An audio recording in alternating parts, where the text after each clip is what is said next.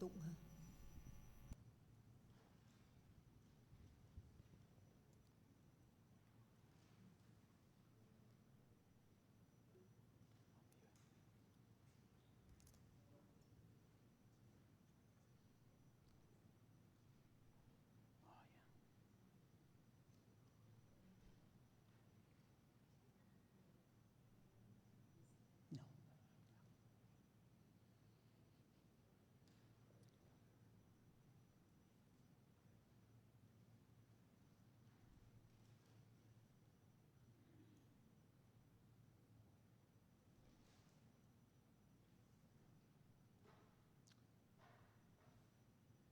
It is a great honor to be here and to lead this morning meditation session with the sincere apologies being a little bit late due to the traffic and so forth. So this morning we'll have a session together, mainly focus on how to take care our mind and body, particularly our mind, in order to have individually calm, clear, relaxed, and happy life, and through that to extend to the family levels, then the community, then the wider humanity. And each one of us have the potential to do that, individually to have a happy life, and through that to contribute to the humanity, to the society, to have a harmonious supporting to each other lives. So that will be our main theme with this meditation.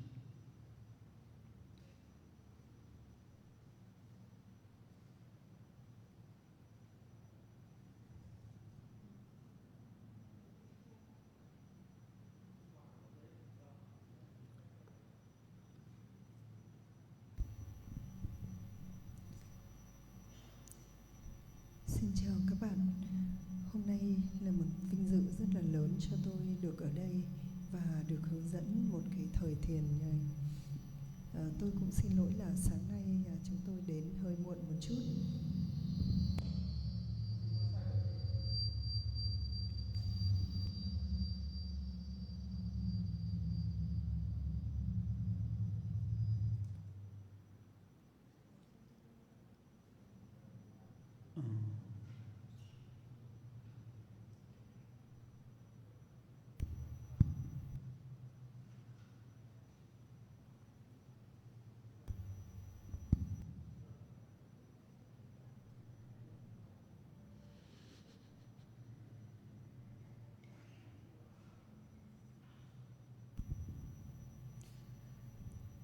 Chúng ta ở đây buổi sáng nay để chúng ta nói về cách làm sao để chúng ta chăm sóc thân thể cũng như tâm thức của chúng ta.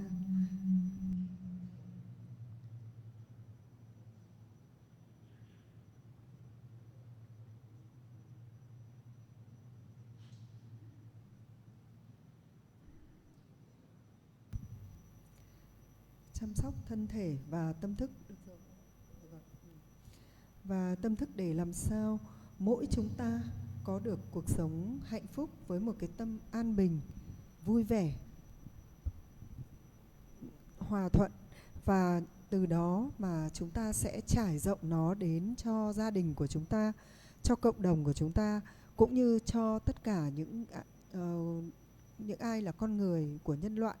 Và mỗi chúng ta đều có những tiềm năng trong mỗi con người chúng ta để có thể có được cuộc sống hạnh phúc, cũng như để đóng góp cái hạnh phúc đó cho xã hội của loài người bằng những cái gì là rất là hòa thuận và tất cả những gì để hỗ trợ lẫn nhau trong đời người. Và đó chính là mục đích của thiền.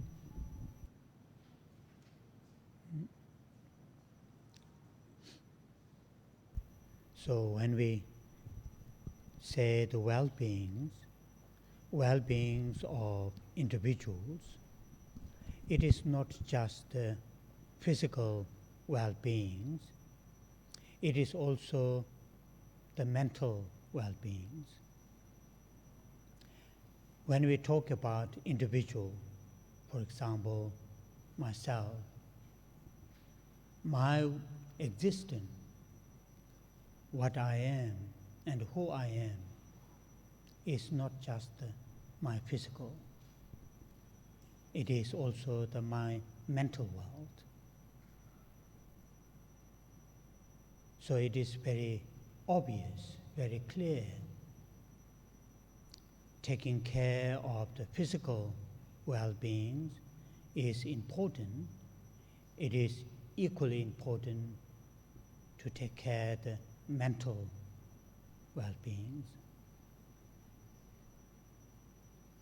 Though for us, immediately, in a more obvious level, we feel, we think, we believe the physical well-being is something more important or forefront in our minds, and also that is how outside society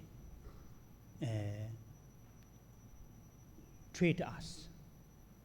There are very, there are many places that we can go and make physically, the comfortable, physically, the healthy, and so on and so forth. There aren't many places that we can go to learn mentally how can keep healthy. Only, there's some religious places when we go, then we may hear the mental well-beings,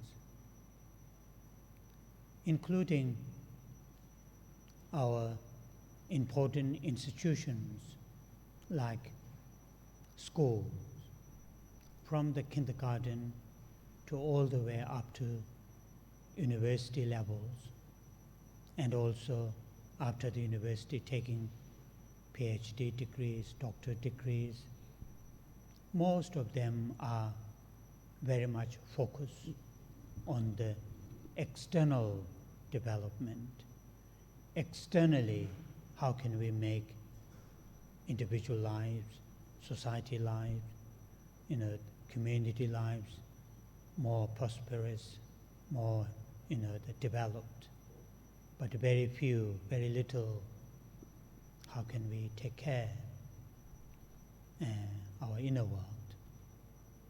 And that is very obvious.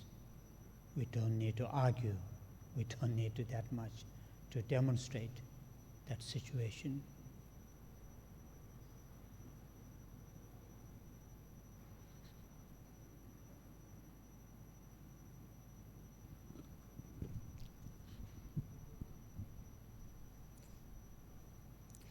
Khi chúng ta nói về việc những hạnh phúc rồi tất cả những cái gì tốt đẹp ở trong tâm thức của mỗi con người ấy, mỗi cá nhân ấy, thì chúng ta sẽ nói về hai phạm trù. Một là về thân thể, và phạm trù thứ hai nó không phải chỉ là những gì ở thân thể mà nó là ở trong tâm thức, nội tâm của chúng ta. Thế thì khi chúng ta nói đến rằng mỗi người, tức là nói đến một cái cá nhân, thì tôi nói rằng đó là chính tôi. Chính tôi thì tôi là ai? Và tôi là gì đây? Tôi là cái gì đây? Thế thì chúng ta thường nghĩ đến tôi ở như một con người tồn tại hiện hữu như thế này với thân thể của chúng ta, nhưng nó không phải chỉ là thân thể, mà cái tôi đó, cái mà mỗi người đó, nó còn là cái nội tâm tinh thần mà chúng ta thấy rằng nó rất rõ ràng. Nếu như chúng ta chỉ chăm sóc thân thể mình thì nó rất là quan trọng, nhưng cái điều cũng quan trọng tương tự như vậy là chúng ta phải biết cách chăm sóc cho cái tinh thần nội tâm của chúng ta nó được tốt đẹp.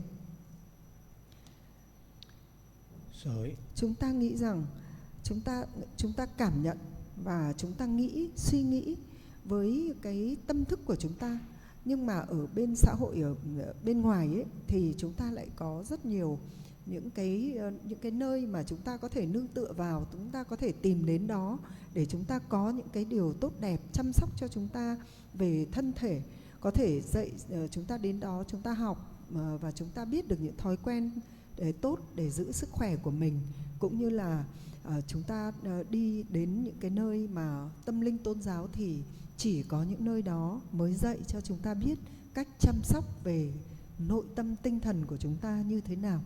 Thế thì ở trong xã hội của chúng ta thì có rất nhiều trường học, có rất nhiều những cái nơi cơ sở giáo dục, từ nhà trẻ cho đến cấp cao hơn, trung học, đại học, và ngay cả là khi chúng ta học đến bằng tiến sĩ, thì tất cả những cái chương trình giáo dục đào tạo đó với một cái mục đích là tạo cho chúng ta những cái sự phát triển ở bên ngoài xã hội, tức là những cái gì để trong chúng ta có thể sống thành công hơn, phát triển được nhiều cái thịnh vượng về vật chất hơn, về tất cả những gì là tiện nghi trong xã hội và những gì là trong mục tiêu mà phát triển của con người ở trong xã hội.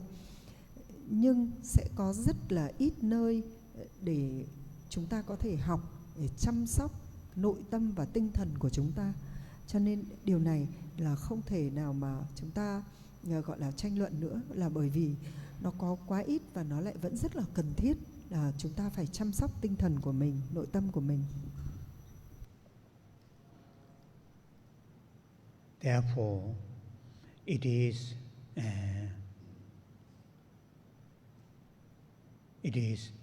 useful and helpful to pay more attention how to take care our inner world, particularly in this 21st century, the century which is very much focused on material development.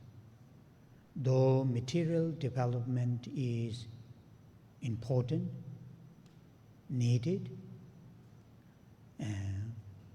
but if we focus from our education institutions to all the way, all those different institutions, and also leaders simply focus on the material development alone, society, individuals won't experience genuine, long-lasting fulfillment and happiness.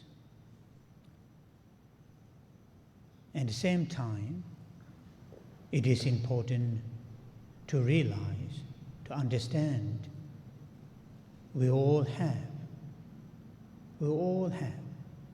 inner potential to fulfill not just material our needs, but also our internal spiritual needs, internal deep sense of contentment, deep sense of trust, deep sense of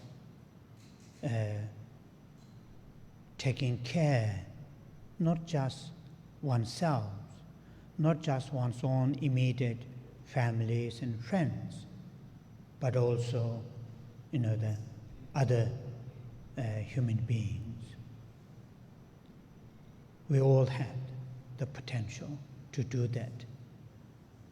And that potential should explore, should activate. And how to activate, how to explore that potential is in this morning, as I said, mainly will focus on from the meditation, employing the meditation, then to activate our inner potential. Not just ourselves, to have a deep sense of contentment, relaxations, sense of security, sense of trust. How those inner potentials are activated through the meditation.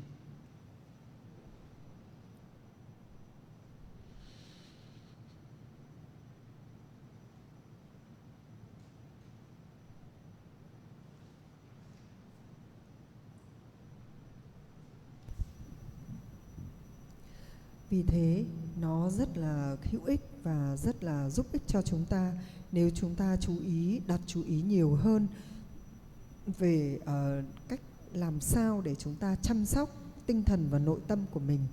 Trong thế kỷ thứ 21 thì những chú ý của xã hội loài người thì chúng ta tập trung rất nhiều vào phát triển về vật chất, về tiện nghi. Vật chất tiện nghi rất là cần thiết, rất là quan trọng.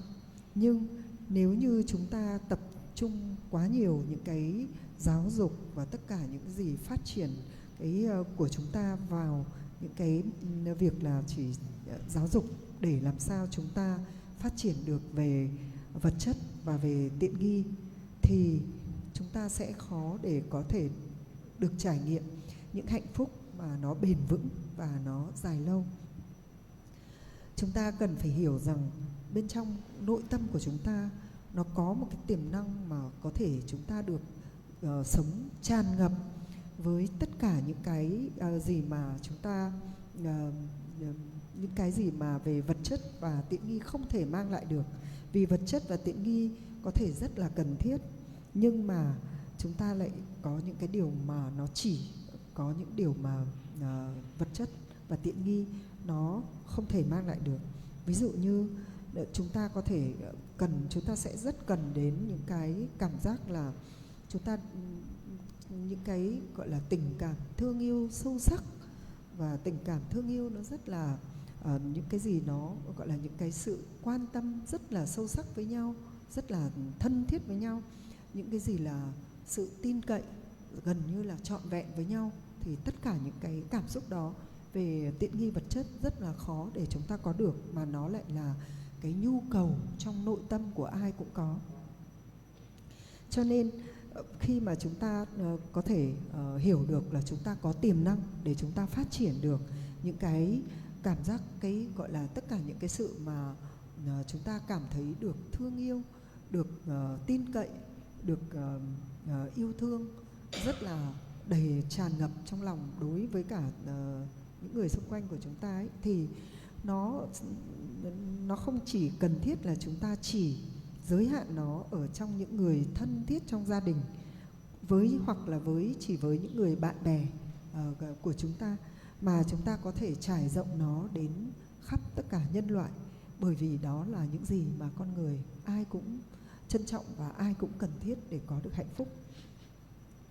Chúng ta có thể có tất cả những cái tiềm năng mà chúng ta có thể gọi là đánh thức nó, chúng ta có thể phát triển nó, trải rộng nó. Và làm thế nào để mà chúng ta có thể gọi là thông qua phương pháp thiền để có thể đánh thức tất cả những tiềm năng trong nội tâm của chúng ta, để chúng ta phát triển được những cái cảm xúc là chúng ta cảm thấy hài lòng, cảm thấy rất là thư thái, cảm thấy rất là yên tâm, an yên trong lòng, cảm thấy rất là tin cậy được tin cậy. Thì làm thế nào để chúng ta đánh thức và đánh thức tất cả những cái cảm xúc đó, trong những cái tiềm năng đó thông qua phương pháp thiền định? like external development, material development, we need to invest individual times, resources, and so forth. Similar to that, to do the meditation, through the meditation to activate our inner potentials, we need to invest our time. We need to have the consistency. We need to, we should have, the trust to ourselves. Those are some of the main ingredients to do the meditation and to activate our inner qualities. When I say we need to invest a little bit our time, I'm not saying hours and hours and hours a day. Just initially 10, 15 minutes. That's enough. And another one important element is consistency, continuation. We have to do that. I'm not saying every day. Some of you may have a very demanding, what you call the work, but quite frequently, at least every now and then, if not every day. That kind of consistency is important. And the third thing is trusting to ourselves, cultivating confidence within ourselves. Those three are the most important ingredients that we should have to do the meditation and to explore our inner potential. The reason is inner development, is not very immediately visible, unlike the external development. External development are relatively easy to see. If you are a business person, you will see whether your business is going up and down from your bank account. If you are a constructor, how high, how far it's going, very easy to see. If you are a physician, doctors, you can see how your medical doctor's treatment is received by your patients. So it's quite easy to see. But the internal development, it takes time. It is not easy to see immediately. So with these three factors are crucial. Whether we are, oneself runs a big company or just self-employed, it doesn't matter at which position that we are in a society. These three ingredients are very crucial. The giving time, trusting ourselves, and the consistency.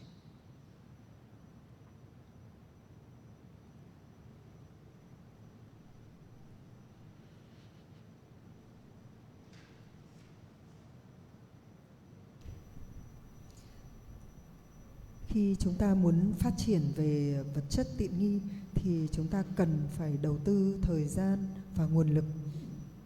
Cũng như vậy, khi chúng ta muốn thiền thì để mà đánh thức tất cả những thức dậy tất cả những tiềm năng trong nội tâm của chúng ta thì chúng ta cũng cần đầu tư. Thế nhưng mà chúng ta cần đầu tư là thời gian, sự kiên trì và cái sự tự tin ở bản thân mình. Ba điều này, thời gian, cái sự kiên trì và sự tự tin ở bản thân mình là những cái gọi là nguyên liệu chính để chúng ta có thể thiền tập và đánh thức tất cả những phẩm chất trong nội tâm của chúng ta. Khi mà tôi bắt đầu bắt đầu luyện thiền ấy, thì tôi không phải là luyện là hết giờ này ngay lập tức là luyện hàng giờ, hết giờ này qua giờ khác đâu. Mà khi thiền tập thì tôi thấy rằng là chúng ta nên bắt đầu, ví dụ như có thể là chỉ 10 phút mỗi ngày thôi, nhưng mà nó phải rất là thường xuyên, nó phải rất là đều đặn và nó phải rất là ổn định. Đấy là cái việc mà các bạn làm nó thiền tập hàng ngày ổn định như vậy nó mới là quan trọng.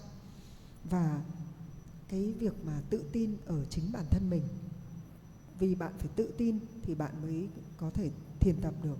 Thế thì phải gọi là có hai cái điều này. Thứ nhất là bạn phải giữ một cái sự gọi là thiền tập thường xuyên, ổn định và kiên trì và tự tin ở chính mình. Đó là những nguyên liệu rất là quan trọng để thiền và để đánh thức tất cả những tiềm năng trong nội tâm của mình. Và khi bạn thiền tập thì kết quả nó sẽ không phải là dễ để mà chúng ta ngay lập tức chúng ta thấy được kết quả đâu.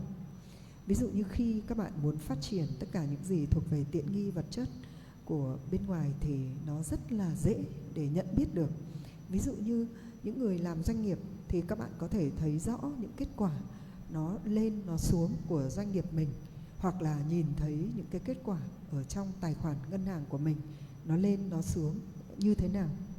Một bác sĩ cũng có thể nhìn thấy những cái gọi là kết quả khi mà bác sĩ chữa trị cho bệnh nhân.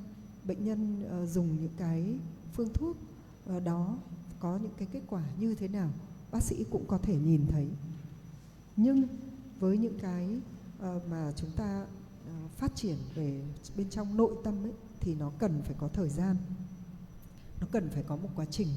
Thế và khi mà chúng ta bắt đầu nói đến thiền tập ấy, thì dù bạn là ai, dù bạn chỉ là một người nhân viên nhỏ nhoi, bạn chỉ là một người tự mình kinh doanh nhỏ nhoi, hay là bạn là một người doanh nhân lớn dẫn dắt một cái doanh nghiệp lớn, hay bạn là người có những trách nhiệm lớn trong xã hội, thì điều đó nó không hề quan trọng.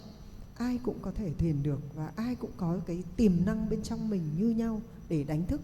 Và cái điều quan trọng ở đây là thứ nhất, các bạn phải có một cái sự nỗ lực gọi là rất là đều đặn, rất là thường kỳ, rất là kiên trì. Và cái thứ hai nữa là bạn phải có một cái tự tin trong chính mình, rằng mình có tất cả những cái phẩm chất trong nội tâm như nhau để mình có thể sử dụng nó, mình có thể đánh thức nó. So far I have said three things.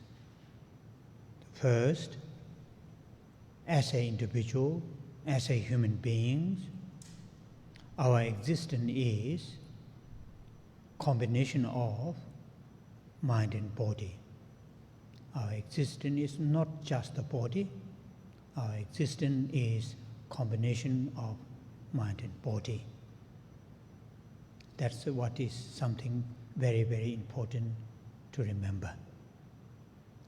Whether we can talk the mind is part of the brain, or ancient Indian Buddhist and non-Buddhist masters talk about mind is separate from the physical world. That is a more deep philosophical argument. I will not argue here, but that can be argued.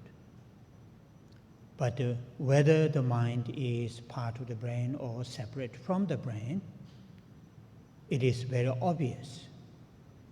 It is very obvious our existence is combination of these two. Therefore, individually and collectively, to have a happy life, we need to take care of both.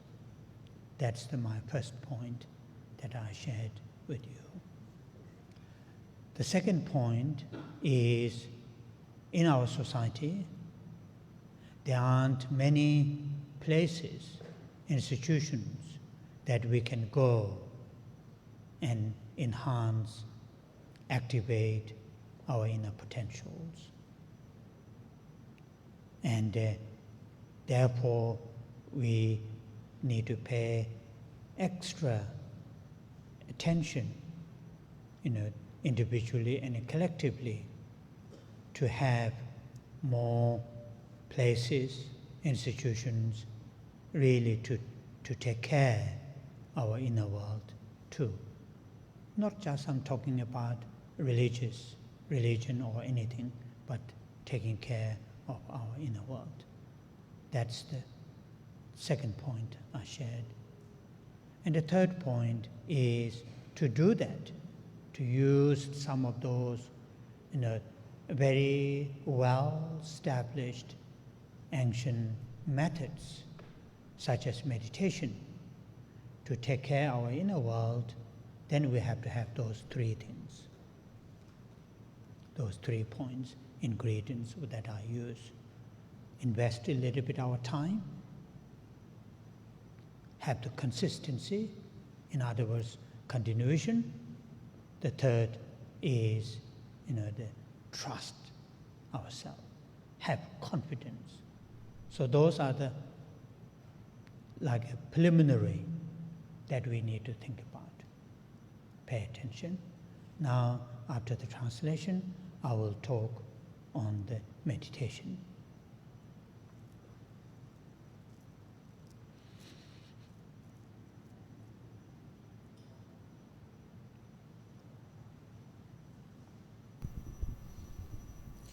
Cho nên đến đây thì tôi xin tóm lược lại nội dung mà tôi vừa chia sẻ cùng với các bạn. Điểm đầu tiên đó là khi tôi nói về cái là khi chúng ta nghĩ về mỗi người, mỗi một cá nhân người chúng ta ấy, thì chúng ta phải nhớ là con người của chúng ta có phần thân thể vật chất và phần tinh thần nội tâm. Hai cái phần này là nó luôn luôn tồn tại ở trong chúng ta, và cái điều này là chúng ta phải luôn luôn nhớ, nó rất là quan trọng. Bởi vì khi chúng ta nói đến một cá nhân, chúng ta hay nói đến cái gọi là cơ thể vật chất của chúng ta, nhưng chúng ta nhớ là chúng ta còn có cái nội tâm tinh thần ở trong cái thân thể đó. Và có một số các học giả, trường phái học giả Ấn Độ từ xưa thì người ta đã bàn luận rất là nhiều, người ta tranh luận rất là nhiều về, có những cái trường phái nói rằng cái thế giới nội tâm nó là ở bên ngoài, nó không liên quan đến cơ thể vật chất, nó không hề có những cái gì liên quan cả. Thì cái điều này là vẫn còn rất nhiều cái tranh luận, và tranh luận nó không bao giờ ngã ngũ đâu. Nhưng dù cho là thế giới nội tâm và thân thể nó ở bên trong nhau hay nó riêng rẽ với nhau, thì chúng ta cũng biết rằng chúng ta đang sống bằng thế giới tình cảm, tinh thần nội tâm của chúng ta và bằng cơ thể vật chất của chúng ta. Cho nên cái việc mà chúng ta muốn sống hạnh phúc, an bình thì chúng ta phải chăm sóc cả thân thể vật chất và cả tinh thần nội tâm là điều đương nhiên rồi. Thế và cái điều này là chúng ta cần phải ghi nhớ, nó rất là cần thiết là chúng ta phải chăm sóc tinh thần, nội tâm và cơ thể vật chất. Đấy. Điểm thứ hai mà tôi đã đề cập đến đó là ngày nay trong xã hội chúng ta thì có rất nhiều các tổ chức, rất nhiều chương trình, rất nhiều những cơ sở giáo dục để giúp chúng ta phát triển về những gì là thuộc về gọi là thành công ở trong xã hội, về những vật chất tiện nghi, những cái sự thịnh vượng trong cuộc sống xã hội. Nhưng mà chúng ta sẽ cần nhiều hơn những cái nơi mà có thể giúp cho chúng ta chăm sóc cái thế giới nội tâm, tinh thần nội tâm để có được hạnh phúc. Những cái nơi này không nhất thiết phải là tôn giáo đâu, nhưng mà phải là cái nơi mà với mục đích để dạy cho con người làm sao biết chăm sóc cái thế giới nội tâm tinh thần của mình để có được cuộc sống hạnh phúc. Thế thì ở đây điểm thứ ba là chúng ta sẽ nói đến là cách làm thế nào để chúng ta chăm sóc cái thế giới nội tâm tinh thần đó, phát triển những cái tiềm năng đó, là chúng ta sẽ dùng phương pháp mà đã tồn tại đã có được từ rất là lâu đời, tức là một cái phương pháp rất là cổ xưa mà đã bao nhiêu lâu nay người ta dùng để mà gọi là đánh thức những cái tiềm năng hạnh phúc ở bên trong con người mình và chăm sóc thế giới nội tâm. Đó là phương pháp thiền. Và khi thiền thì chúng ta cần có 3 cái ba cái nguyên liệu rất là chính yếu và quan trọng, đó là chúng ta phải đầu tư thời gian, chúng ta phải đầu tư một cái nỗ lực bền bỉ, đều đặn và thường xuyên, và thứ ba là chúng ta phải có sự tự tin ở bản thân mình. Đó là những nguyên liệu rất quan trọng để chúng ta có thể đi vào con đường thiền và chăm sóc nội tâm của mình, đánh thức những tiềm năng của mình để có được cuộc sống an bình hạnh phúc. Và các bạn hãy luôn luôn chú ý về ba cái điểm này, tức là thời gian, cái sự đều đặn, bền bỉ, kiên trì và sự tự tin ở chính mình. Và sau đây thì chúng ta sẽ nói về thiền. So meditation is a technique. It's a technique or it's a method to work with our minds, thoughts, emotions. And when we observe our minds, thoughts, emotions, we will see many different aspects. Some are very gross, some are very subtle, and varieties. Some are very soothing, calm, some are very aggressive. That's what we will see when we observe our minds, thoughts, and emotions. And meditation is a technique to really deal with those different kinds of mental states, different layers of mental states. And those ancient Indian and those great masters working with the minds, thoughts, emotions, what they have understood, the foundation or the base to really work with the different mental states is, first and foremost, we should have a calm, clear, and rested mind. Without that kind of foundation, without that kind of the stage or the stage, other mental states such as love, compassion, altruism, tolerance, forgiveness, and so forth cannot be fully experienced, cannot be fully developed. So therefore, not just in Buddhist tradition, also ancient Indian non-Buddhist traditions, there's a common practice, there's a common methods to develop what they call calm abiding or shamatha. Calm abiding is English translation, that term, Sanskrit term, shamatha. Literally, what does that mean? Through the meditation, to make our minds have a less, what you call the very jumpy, very easy to be distracted, or on the other hand, easy to lose energy, become very lack of energy, sleepy in certain extents. To bring those two, deal with those two, on the one hand, distraction, on the other hand, the mental lethargy or mental singing, in a common language term, sleepy. I'm using the term sleepy in a very loosely. I'm not saying really literally dozing off, but just using that. Dealing with these two mental states and cultivating, developing a mind which is still yet fully alert. Stillness and alertness are present.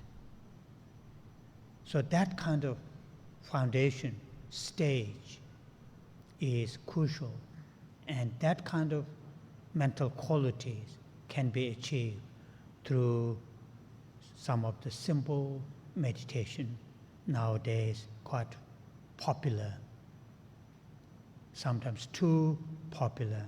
It starts to lose its quality, become very marketing, things. Yeah, sorry.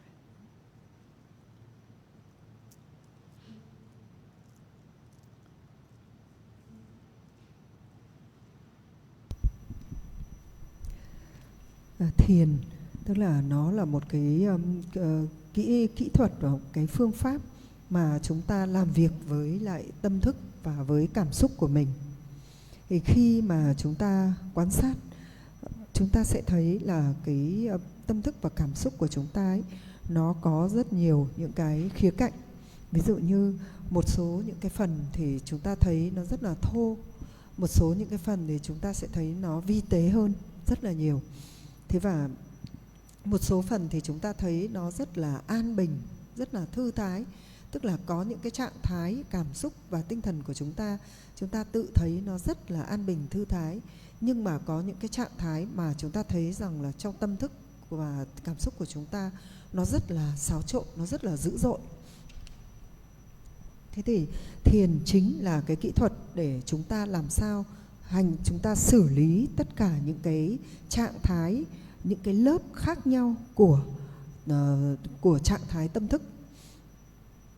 Những cái vị đạo sư Ấn Độ thời cổ đến bây giờ, họ luôn luôn xử lý, họ luôn luôn luyện cái tâm và cái cảm xúc của mình là bằng cái cách như vậy. Và phần lớn là họ phải luyện, là cái quan trọng nhất mà chú chính yếu nhất, đó là phải luyện để cái tâm của mình nó có một cái sự bình an, nó có một cái cảm xúc rất là thư thái, và nó làm sao nó có thể là gọi là có một cái có một cái gọi là tỉnh thức. Thế thì tất cả những cái trạng thái mà chúng ta có thể muốn đạt được những cái phẩm chất của tâm mình ấy, đó là khi chúng ta muốn đạt đến cái trạng thái là những cái tình cảm thương yêu này, từ bi này, thông cảm này, tha thứ này, vị tha này, thì tất cả những cái cảm xúc này sẽ không, những cái phẩm chất này sẽ không bao giờ chúng ta đạt được nếu như tâm của chúng ta không ở trạng thái là bình an, thư thái và có một cái gọi là quan tâm. Thậm chí là những vị đạo sư mà không phải là của đạo Phật, mà những đạo sư Ấn Độ ngày xưa họ ở những cái trường phái khác nhau ấy, thì qua những cái khám phá về thiền tập, về rèn luyện tâm của họ, họ có đi đến những cái điểm chung, rất là chung đó, và họ đưa ra những cái phương pháp chung về thiền. Đó là cái pháp thiền thứ nhất là pháp thiền định tâm, hay là còn gọi là tiếng Anh là calm abiding hoặc là Samatha. Thì phương pháp này là thông qua thiền để làm cho tâm của chúng ta ấy, nó thường ở hai trạng thái là nó rất là năng động, nó rất là nhảy nhót, nó cứ diễn biến liên tục. Còn nếu không thì nó ở trong một cái trạng thái giống như nó thiếu năng lượng, nó lờ đờ, nó đờ đẫn, nó giống như buồn ngủ. Thì trong thiền hay gọi hai trạng thái này là một trạng thái là trạo cử, tức là suốt ngày cứ xôn xao, cứ gọi là nhiễu động. Còn trạng thái kia thì gọi là hôn trầm. Thế thì thiền chính là để xử lý hai cái trạng thái này của tâm. Nó hoặc nó quá cái này, hoặc nó quá là trạo cử, hoặc là nó quá là hôn trầm. Và trên hai trạng thái đó chúng ta phát triển một cái trạng thái là nó rất là an bình, rất là tĩnh lặng và nó rất là tỉnh thức. Tức là sự tĩnh lặng và tỉnh thức, chúng ta phát triển thông qua thiền là sự tĩnh lặng và tỉnh thức. Từ hai cái trạng thái tâm của hôn trầm trạo cử mà phát triển sự tĩnh lặng và tỉnh thức. Đó là nền tảng của những cái phương pháp thiền. Và tất cả những phẩm chất của tâm mà của cái tinh thần của chúng ta, những cái phẩm chất tốt đẹp của tâm sẽ có thể phát triển, phải có thể được tạo lập trên cái nền tảng của cái tâm tĩnh lặng và tỉnh thức này.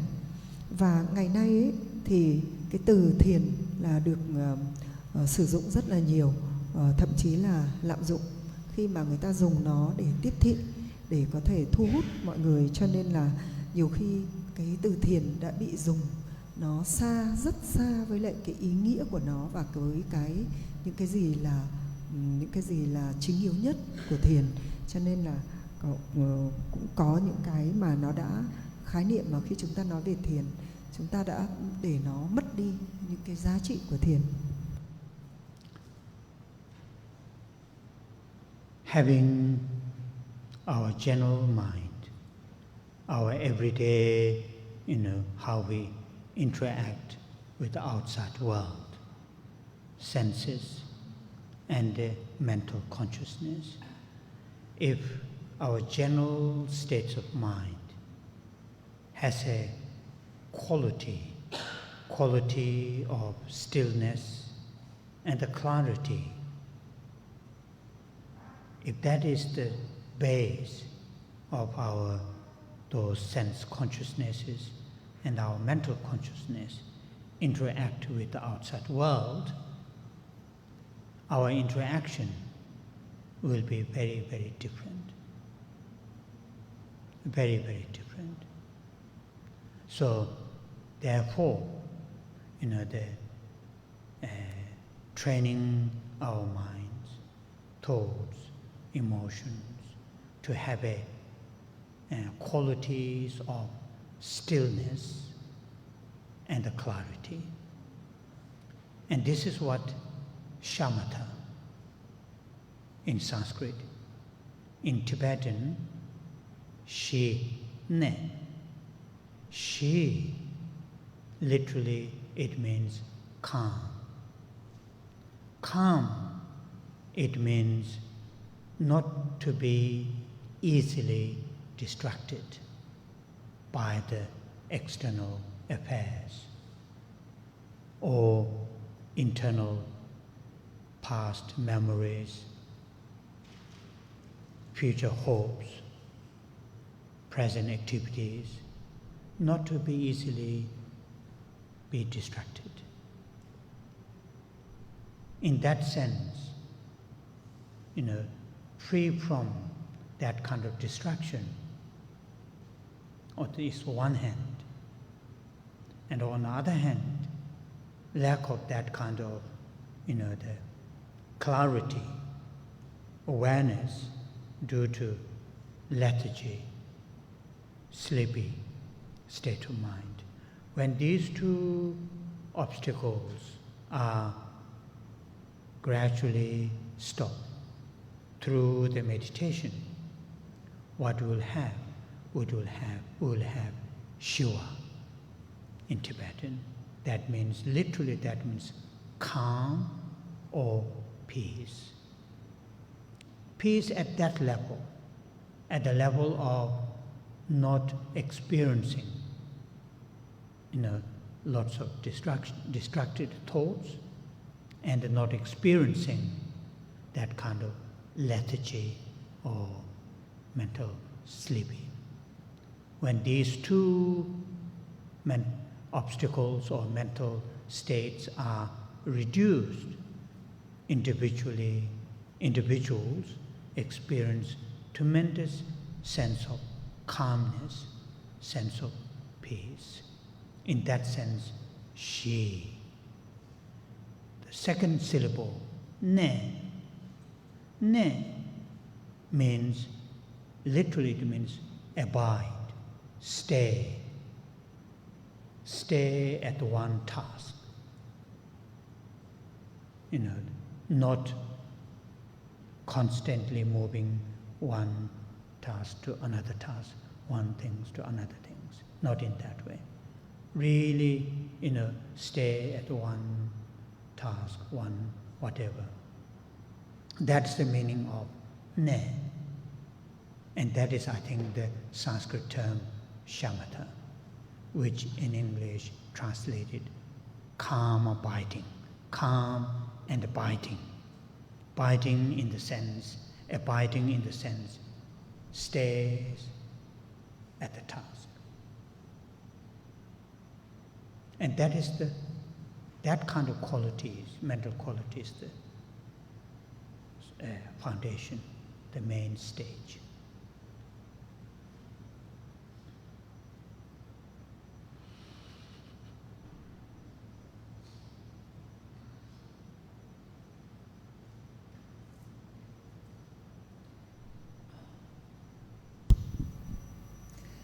Khi tâm thức của chúng ta tiếp xúc với lại tất cả những cái diễn biến ở thế giới ở bên ngoài ấy, nếu như tâm của chúng ta mà có được một cái sự tĩnh lặng và sáng suốt ấy, thì nó sẽ rất là khác với lại khi mà chúng ta không có những cái sự tĩnh lặng và sáng suốt đó. Bởi vì với cái sự tĩnh lặng và sáng suốt, chúng ta sẽ đóng góp những cái điều rất là tốt đẹp. Thế và vì thế khi mà chúng ta rèn luyện tâm mình và rèn luyện tâm mình và cảm xúc của tâm ấy, thì để mà có được những cái phẩm chất là tâm của chúng ta trở nên tĩnh lặng và sáng suốt, thì khi mà đầu tiên là cái chúng ta sẽ thông qua thiền thì chúng ta sẽ có được một cái thời gian thiền luyện, thì nó sẽ dẫn chúng ta đến cái lúc là chúng ta sẽ có được cái trạng thái là chúng ta sẽ gọi là tâm mình nó sẽ bình tĩnh hơn. Bình tĩnh nghĩa là gì? Nó yên tĩnh hơn.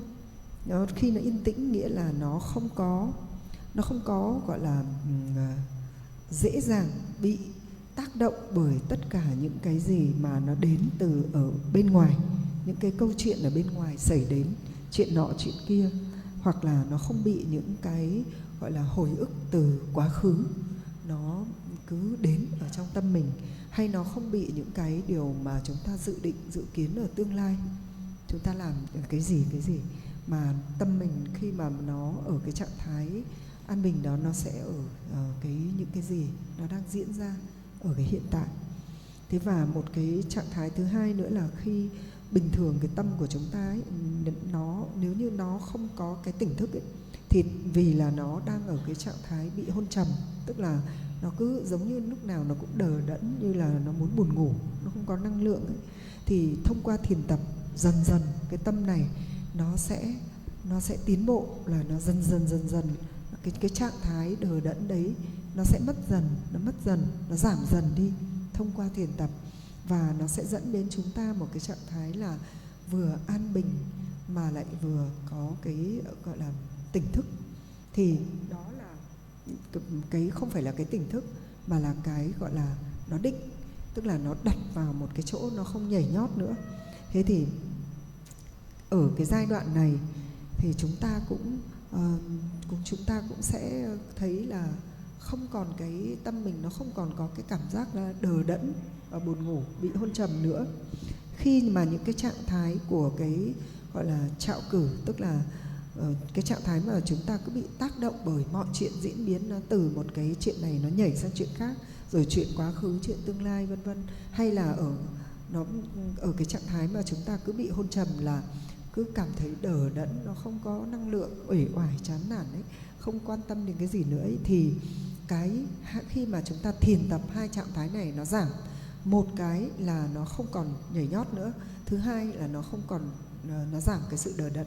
Thì hai cái trạng thái đấy nó giảm đi, nó làm cho cái tâm của chúng ta nó sẽ phát triển cái trạng thái là tâm của mình tự nhiên trở nên an bình và tỉnh thức, tức là nó bình an và nó lại chú ý được, nó tỉnh thức được. Thì cái trạng thái này là đến lúc đó là cái định nó bắt đầu nó xuất hiện.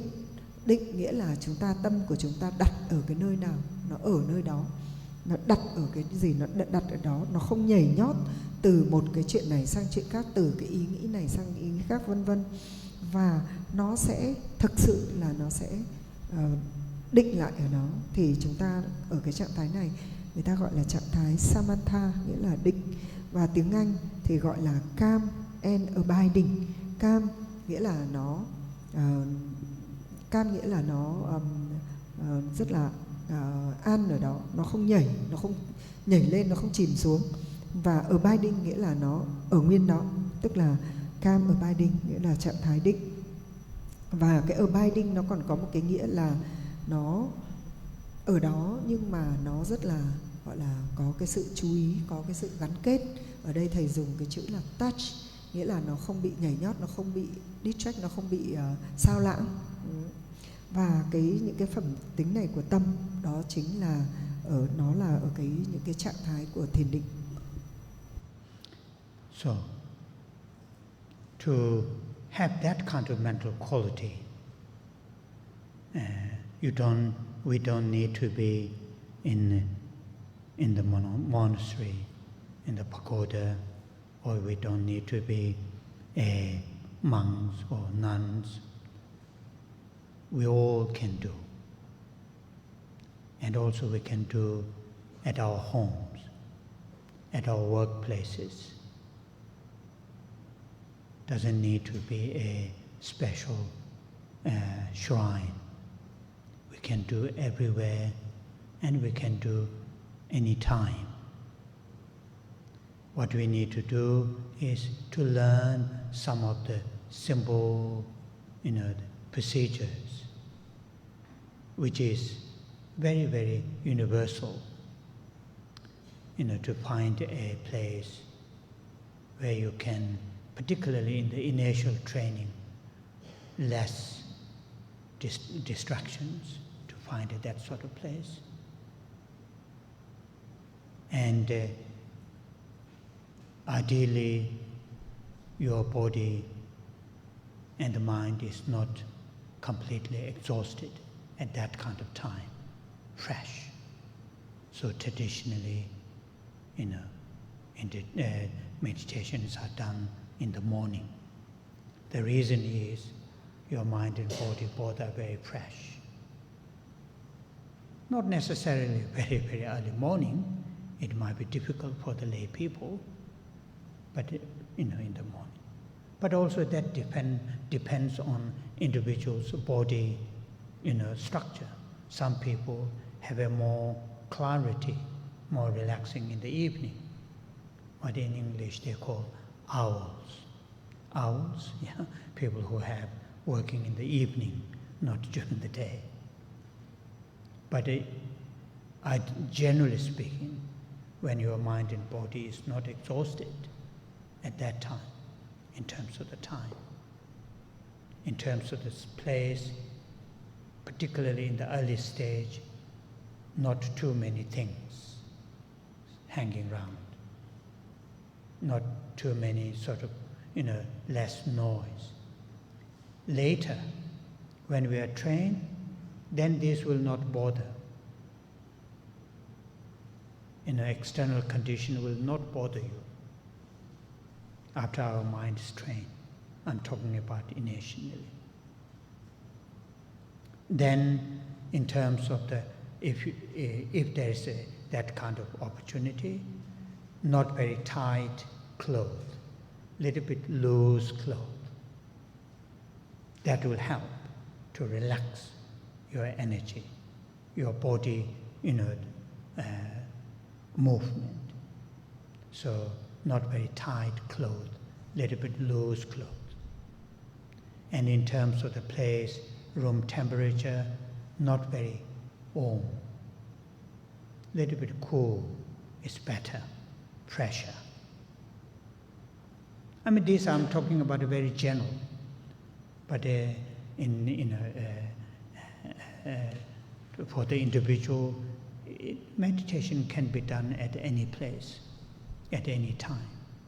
But the initial training, some of these external conditions are useful to pay attention. And also in terms of your tummy, not completely full. If you do meditation right after a delicious lunch or dinner, even the great meditator will struggle, because that is mind and body relationship. So some of those basic things, pay attention. Then, do you remember those 3 ingredients which are important? Invest time. Maybe just initially 5, 7, 10 minutes, not more than 10 minutes.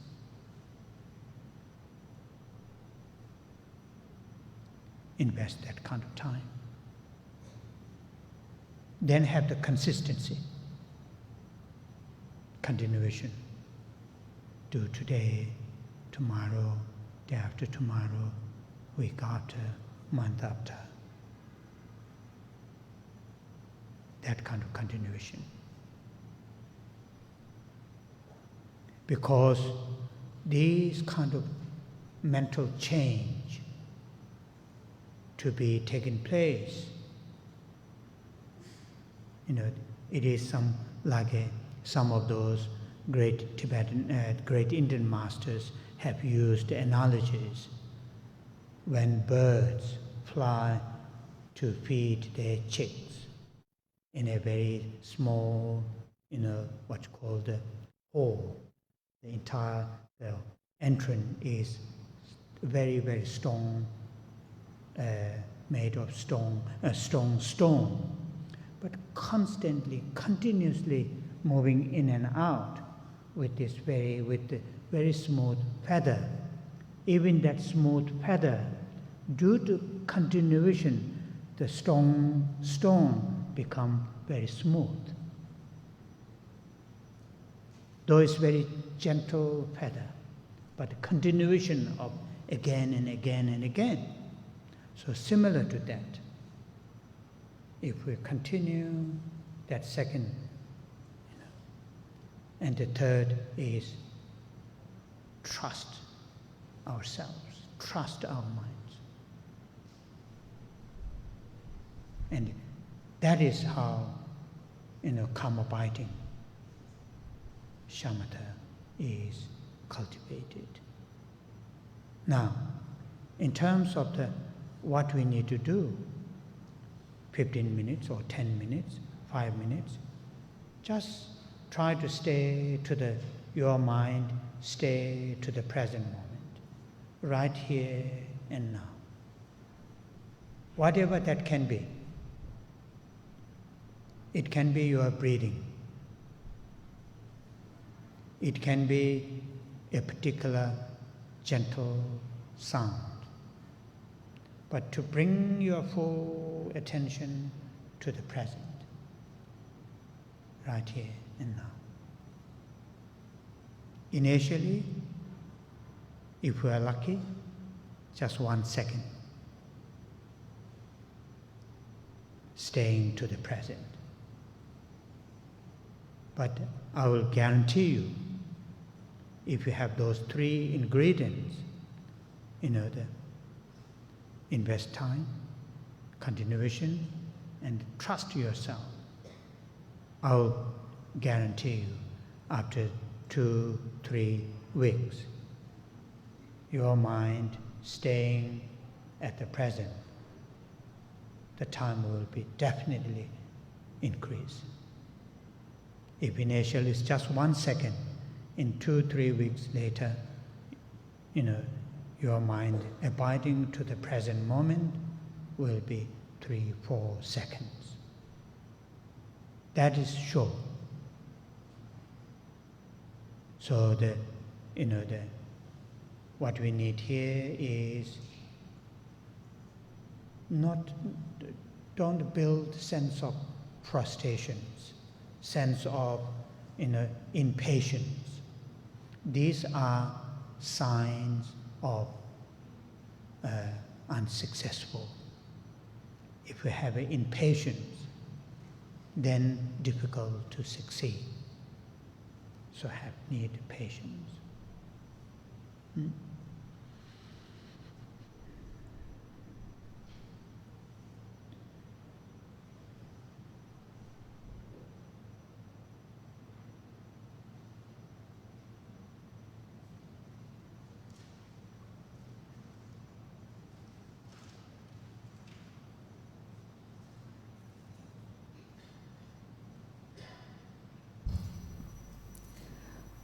Để chúng ta có cái trạng thái mà an bình định tâm đó ấy, thì chúng ta không cần thiết là ví dụ như mình cứ phải đi đến những cái nơi chùa tự hay là trở thành tăng ni mới có được, mà tất cả chúng ta đều có thể luyện tập được.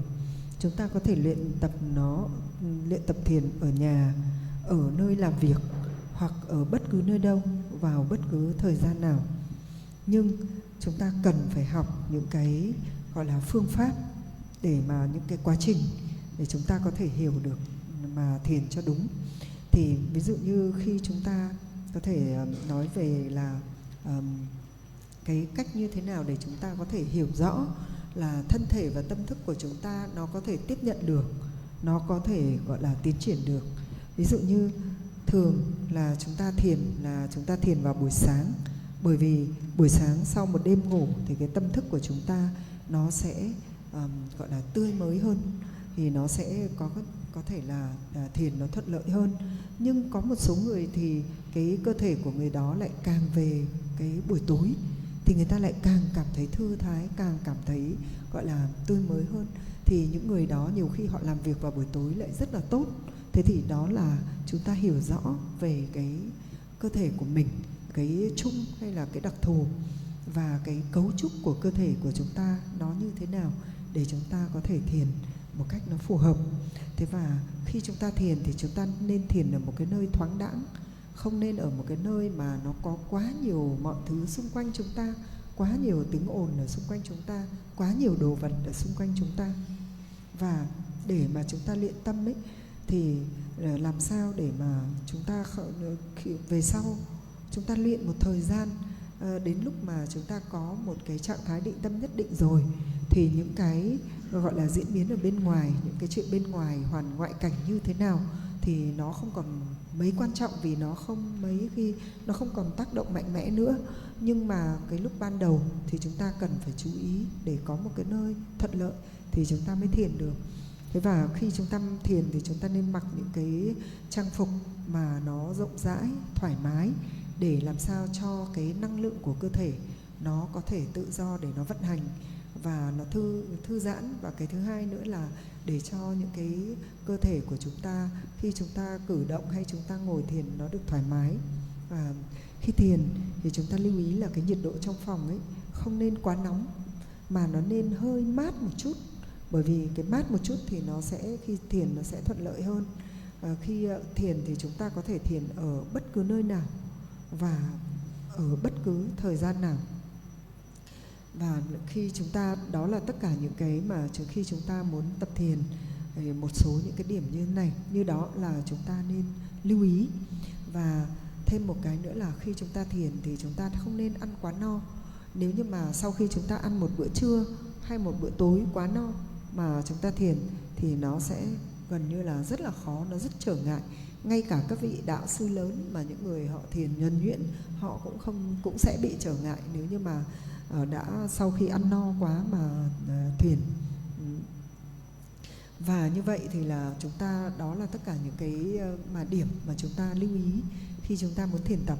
Và cái tôi nhấn mạnh nữa là khi chúng ta đầu tư thời gian thì thời gian đầu các bạn chỉ cần thiền đến tối đa là 10 phút thôi, mỗi thời thôi.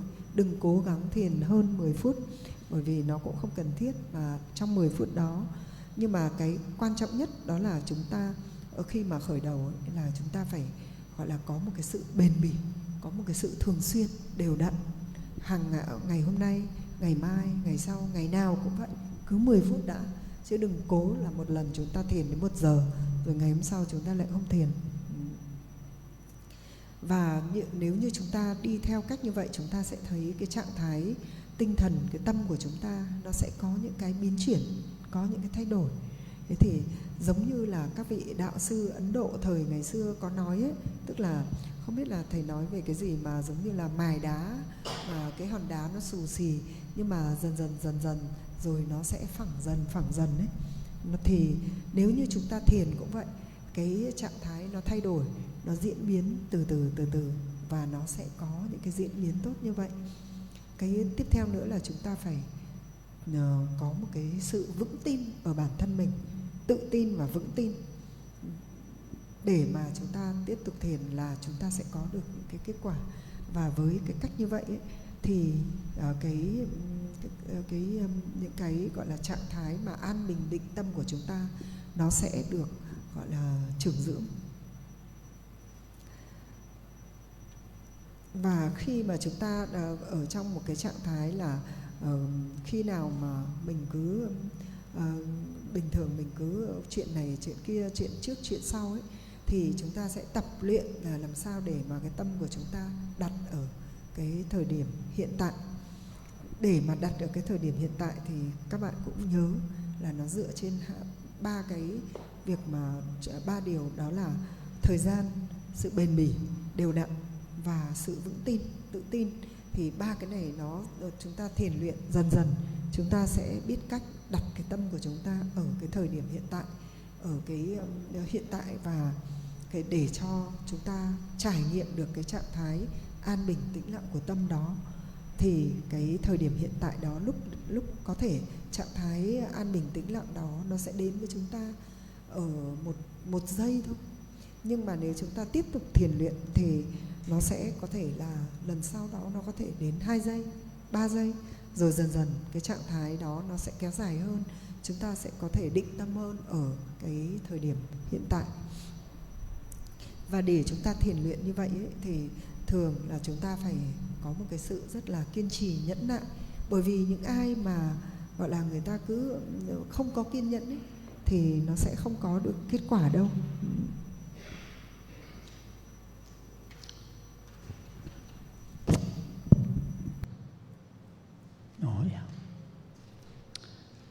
So that is the basic meditation to cultivate that kind of foundation. But there are different layers of mental states in here, particularly for us at this stage, more in a potential seeds form. For example, ability to share, not just one's own loved ones, the difficulties, but also able to share, able to understand difficulties of others. Whatever that difficulty it might be, physical difficulties, mental difficulties, whatever, but being able to share, being able to express sincere, genuine concerns of well-beings of others. And when I use the term others, that other, in that term, nobody is excluded, including those living beings, those human beings that we have currently difficulties. Should include those to express our sense of concerns, to able sense of taking care of their well-beings. They commonly use the term compassion, love, altruism. These mental states currently in many of us in a form of seeds, not fully activated. They are very much obscured by intolerance, by partial attitude, by anger, jealousy, the self-centered mind, obscured by these mental states. And we experience these mental states when we slowly grown up, and how the society is structured. I don't know in the ancient times, but the modern society is very much focused on the individualities, individual sort of, orientated society. Education, almost everything is very much focused on individualism, not very much all. So in that kind of growing up in that kind of society, in that kind of culture, we are sort of learn only thinking about ourselves. And that needs to be changed through the meditation. So in ancient Indian, some of those great Indian masters, Buddhist masters, they employ meditation called exchanging oneself with others. Very, very powerful meditation. Of course, initially only at the mental level. But when that meditation becomes more,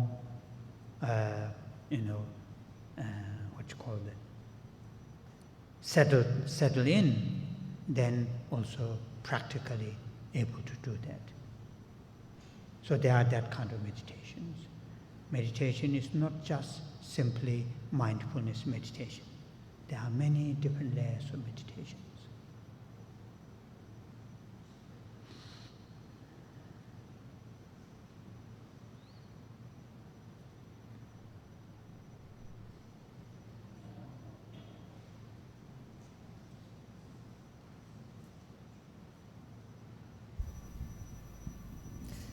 Những điều tôi nói trước thì nó là những cái gì là căn bản về thiền.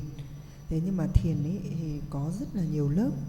Ví dụ như có những cái lớp thiền để giúp cho chúng ta có khả năng, chúng ta biết gọi là có cái rung động và có khả năng chia sẻ tình yêu thương đến những người khác. Và có những cái thiền làm cho chúng ta có khả năng thấu hiểu được người khác, thấu hiểu những cái khó khăn về tinh thần, về cơ thể, về những nhiều lĩnh vực ở người khác. Và có những thiền để cho chúng ta có khả năng, chúng ta có thể thể hiện được sự quan tâm, tình yêu thương, cái sự gọi là thấu hiểu, gọi là sự cảm thông, quan tâm một cách nó rất là từ tâm mình. Và khi tôi nói là những cái quan tâm, chia sẻ, thấu hiểu vân vân với người khác ở đây là tôi nói là nó bao gồm tất cả mọi người mà chúng ta có thể gặp, có thể biết là họ có khó khăn, không quan trọng là những người đó là ai. Thì tất cả những người nào gặp khó khăn chúng ta đều có thể cảm nhận và đều có thể trải nghiệm, đều có thể dành những cái cảm xúc như vậy. Và dành những cái sự quan tâm, sự chăm sóc cho người khác bằng đó chính là cái cách mà chúng ta phát triển tâm từ bi, yêu thương và vị tha. Tất cả những cái cảm xúc mà từ bi, yêu thương, vị tha này nó luôn luôn ở trong tâm của chúng ta, ai cũng có cả, nó luôn sẵn có ở đấy. Nhưng nó lại bị một cái chướng ngại, một cái gọi là tất cả những cái chướng ngại nó cản trở và nó không được đánh thức. Bởi vì khi khi mà trong tâm của chúng ta nó sẽ bị cản trở và nó không đánh thức được cái cảm giác từ bi, yêu thương và vị tha, là bởi vì tâm của chúng ta nó sẽ bị chứa những cái gọi là giận dữ, ghen tị, rồi ích kỷ, và những cái cảm xúc đó nó sẽ cản trở cái tình từ bi, yêu thương và vị tha, và nó không cho chúng ta trải nghiệm cái cảm giác thương yêu khi mà chúng ta cảm thấy giận dữ, ghen tị vân vân. Thế thì trong cái xã hội hiện đại ngày nay ấy, chúng ta có được rất nhiều những cái sự gọi là hướng dẫn, đào tạo, giáo dục, rồi những phương tiện để mà chúng ta phát triển con người mình, phát triển về những cái khả năng của mình. Nhưng phần lớn những cái sự phát triển đó nó tập trung vào cái việc là phát triển một cá nhân, phát triển mỗi người ở những cái khả năng đó ở mỗi người, nhưng nó không tập trung phát triển những cái phẩm chất mà nó dành cho tốt đẹp cho tất cả, nó giúp ích cho tất cả mọi người.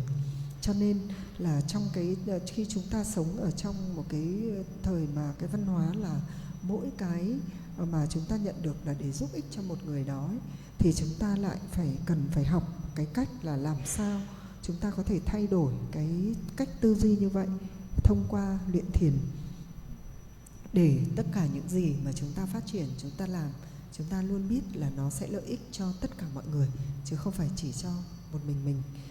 Và những vị đạo sư Ấn Độ mà thời cổ, những vị đạo sư của Phật giáo từ thời trước đã sử dụng một cái phương pháp thiền gọi là phương pháp gọi là hoán đổi ngã tha, tức là đặt tâm mình vào cái tâm của người khác.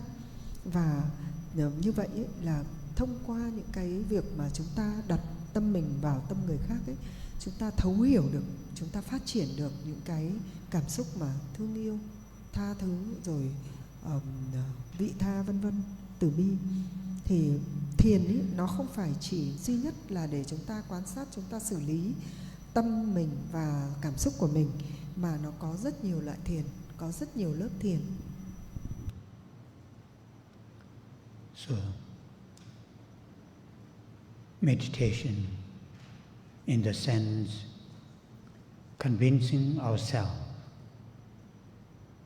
taking care of well-beings of others. That can be your family members, your colleagues, your friends, your communities.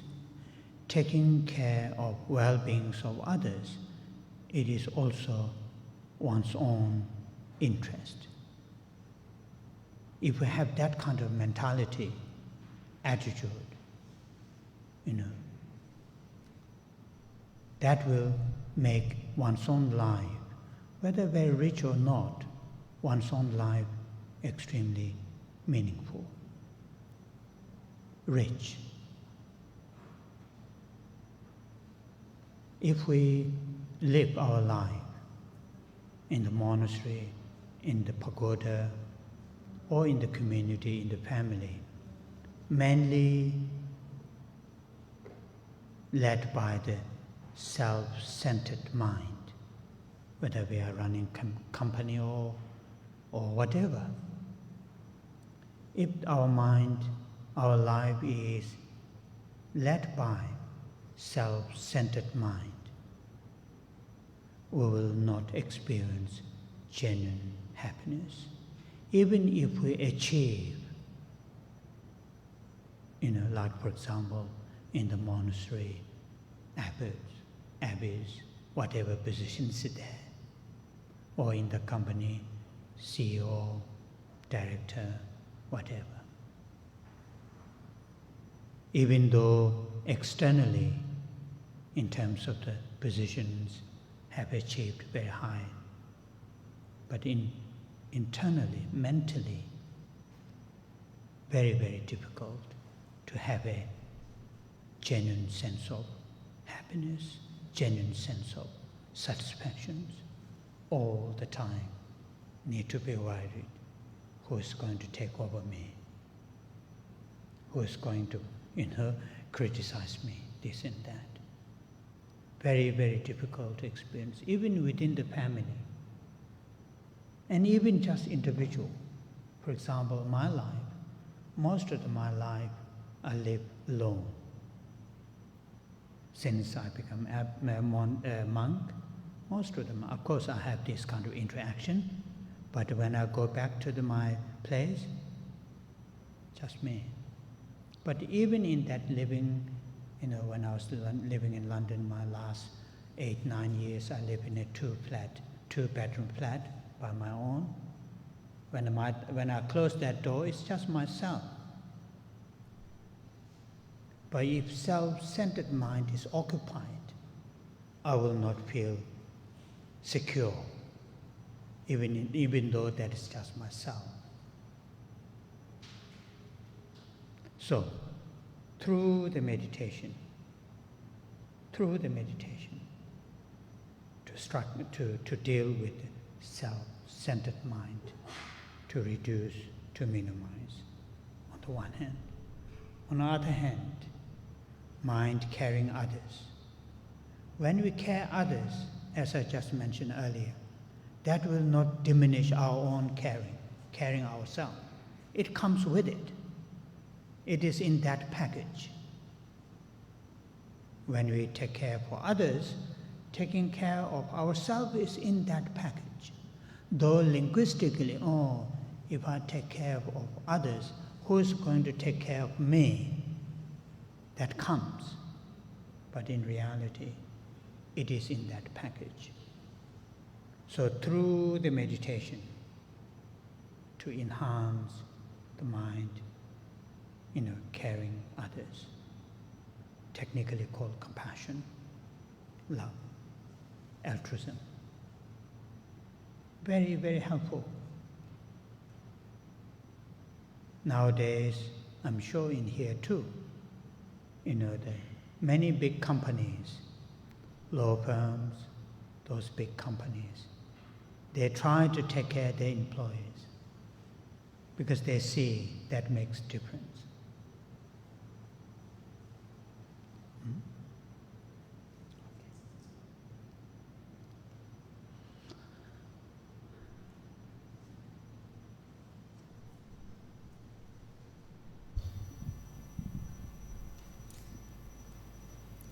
Cũng qua những cái sự thiền luyện ấy, thì chúng ta sẽ có một cái niềm tin, một cái gọi là một cái xác quyết với bản thân mình, cái sự thuyết phục đối với bản thân mình là chúng ta sẽ chăm sóc cho những cái hạnh phúc và những điều tốt đẹp cho người khác. Người khác đó là gia đình, bạn bè, tất cả những người nào chúng ta gặp, tất cả cộng đồng, rồi dần dần đến là tất cả xã hội và cả nhân loại. Và chúng ta xác quyết rằng đó chính là cái sự gọi là cái điều mà chúng ta quan tâm, chúng ta quan tâm để mà chúng ta dành cái sự quan tâm của mình. Và nếu như chúng ta có những cái cảm xúc như vậy ấy, chúng ta trong tâm của chúng ta có cái cảm xúc là ta mong muốn chăm sóc những cái điều tốt đẹp, hạnh phúc cho mọi người ấy, thì chúng ta sẽ cảm thấy cuộc đời của mình nó có rất nhiều ý nghĩa, và chúng ta cảm thấy cuộc đời của mình nó có một cái sự rất là phong phú.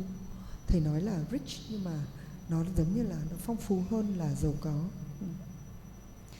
Ví dụ như khi mà chúng tôi ở trong tu viện chẳng hạn, thì cũng những người mà quản lý tu viện, nếu như những người quản lý tu viện ở trong tu viện thì tu viện thì có vị viện trưởng trụ trì, cũng giống như ở công ty thì có những cái vị là CEO. Thế thì thường là chúng ta làm cái gì ở đâu ấy, mọi cái điều là nó được dẫn dắt bởi cái tâm mà chúng ta tự về, gọi là chúng ta chỉ quan tâm đến mình, coi mình là trung tâm, thì chúng ta sẽ không bao giờ trải nghiệm những cái cảm giác ý nghĩa và hạnh phúc và cảm thấy cuộc đời của mình nó đẹp, nó phong phú đâu. Bởi vì nếu như các bạn là một vị CEO hay các bạn là một vị trụ trì của một tu viện mà mình để cái tôi của mình chỉ làm sao để làm mọi thứ cho cái tôi của mình là chính, cái lợi ích của mình là chính ấy, thì mình sẽ rất là khó để mà mình cảm thấy cái hạnh phúc an bình, là bởi vì mình sẽ luôn luôn phải để tâm ai là người đang phán xét tôi, ai là người phê phán tôi, rồi mình nghi ngờ người này, nghi ngờ người kia, nghi ngờ chuyện này, nghi ngờ chuyện nọ, đề phòng chỗ này, đề phòng chỗ kia. Những cái cảm giác đấy nó sẽ không bao giờ cho mình cái an bình hạnh phúc. Thậm chí là những cái cảm xúc đó chúng ta còn, nếu chúng ta đặt cái tôi của mình ấy, quá, chúng ta chỉ nghĩ đến mình nhiều ấy, thì chúng ta còn có cả những cái cảm xúc đó ở trong gia đình. Nếu chúng ta mà sống giữa gia đình cũng đề phòng, cũng sợ người này, nghi ngờ người kia, cũng thế này thế khác. Thế thì cái cuộc đời của tôi thì hầu hết thời gian là tôi sống một mình.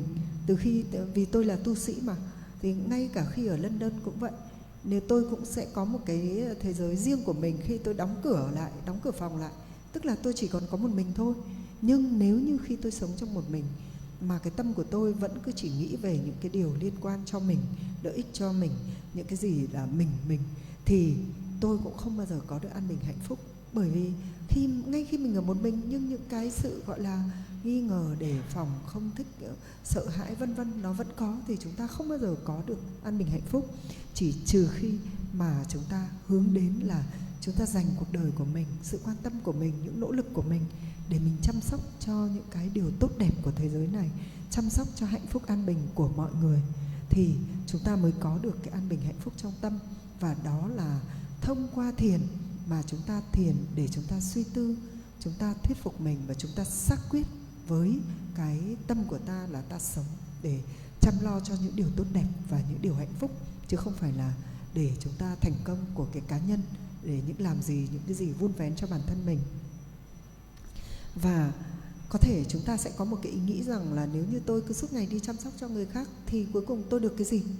Thế thì thật ra ấy, nó là một cái việc là khi ta chăm lo cho mọi người ấy, thì tự nhiên bản thân ta lại có được rất nhiều điều tốt đẹp.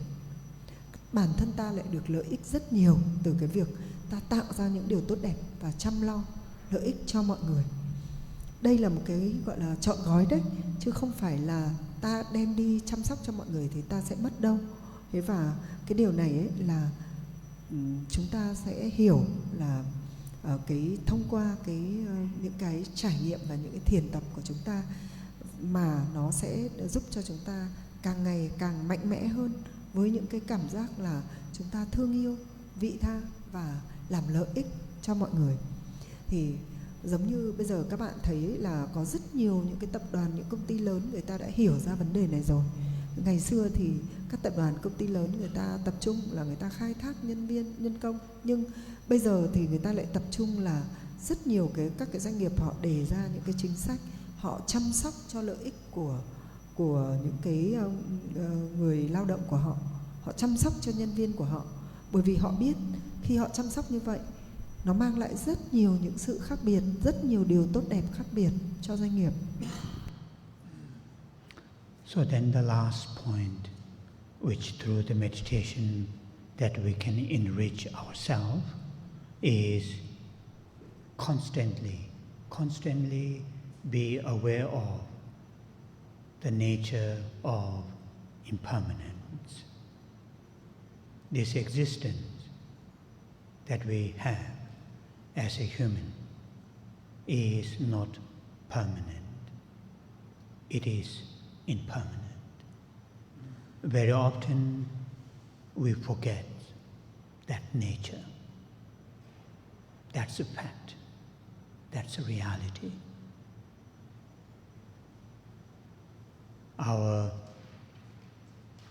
Some of our misunderstanding or misunderstanding and misbelief tend to make us to think, I'm going to live such and such long. And we prepare, we expect. But in reality, there's no guarantee. We don't know how long we are going to live. 100 years, 80 years, 60 years, whatever. We don't know. Though we should prepare, keep healthy, and so on and so forth, but same time to have the realistic expectation. You know, that lack of that awareness of nature of impermanence, create lots of concerns, lots of worry, lots of, unnecessary stress. That's the one thing. Another thing very important to be aware of through meditation is interdependence, interconnectedness. Everything is connected to each other. External world, ourselves. We are dependent on each other. Though, we may not see very obviously, but in reality, every existence, my survival, that needs clothes, eating, medicine, washing, all these are dependent on others. For example, this morning I had a delicious breakfast in a hotel. There are varieties of things there.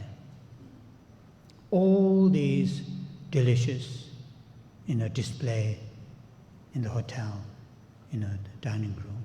These all are come from different living beings work hard. But quite often we forget that. We think, I pay, I deserve that. That is true, we pay. But if they don't prepare that, we can't eat money. We can't buy our credit card. We can't. So that kind of reality, interdependency, interconnectedness, should be also all the time be aware of that. And that awareness can be raised through the meditation. Many past great teachers, including the Buddha, historical Buddha, to encourage his followers to understand the interdependence. So those are something that we can, enrich ourselves through the meditation. Through the meditation. Mm-hmm.